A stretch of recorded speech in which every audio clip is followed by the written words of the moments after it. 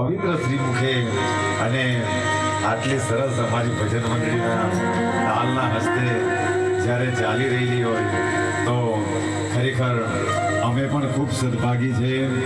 અને આપણા કંઈક ને કંઈક નાતા હશે. જો આ દુનિયાની અંદર બધાને ઋણાનુબંધન વગર કોઈ પણ કોઈને ત્યાં મળતું નથી.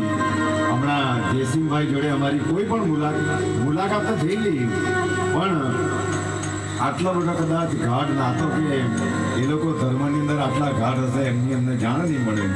પણ જ્યારે ફોન કર્યો તો ચાર કાપતા ફોન કરેલો, પણ એમ કહેવાય કે એને એક સાચો પ્રેમ કહેવાય. અને આવો સાચો પ્રેમ માણસોને આવવા માટે ગમે એવી દિશા માટે, પણ પ્રેમ એ માણસને ગમે ત્યાંથી આવવા માટે મજબૂર કરી નાખ્યું. કારણ કે પ્રેમની જીવનની અંદર પ્રેમની આટલી તાકાત છે. એટલા માટે એ શિરડીના સાંઈ બાબાએ આજે પણ ત્યાં તોડા ખેંચાઈ જાય. હું કામ? કારણ કે એ સંતે એ ભગવંતે આજે આટલા વર્ષો પહેલા આ પ્રજાને બધી ભક્તોને એ પ્રેમની પરિભાષાને સમજાવેલી કે એ દુનિયાને કહેતા કે આપણને મનુષ્યનો દેહ મળ્યો છે તો આ સમયને ગમાવા જેવો નથી. આ મુક્તિ માટેનું સાધન થયું. એ જન્મના પુણ્ય પછીથી આપણને આ મુક્તિનું સાધન મળે અને એ સાધનને પછી આપણે લડાઈ ઝઘડા કે વાહિયાત વસ્તુમાં કાઢી નાખીએ તો આજ મળેલા જીવન એ આપણો ફેરો ફોકટ થઈ જાય. એટલા માટે જ્યાંથી જાગ્યા ત્યાંથી સવાર એક ક્ષણને પણ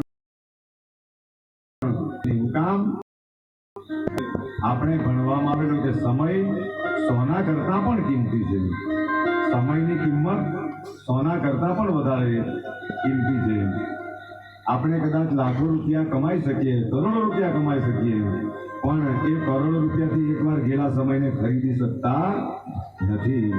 એટલે એ શિરડીના સાંઈ બાબા એ ચાહતા એ જગતના લોકો સુખ શાંતિમાં રહે, પ્રેમ ભાવથી રહે, પ્રેમ ભાવની પરિભાષાને સમજે.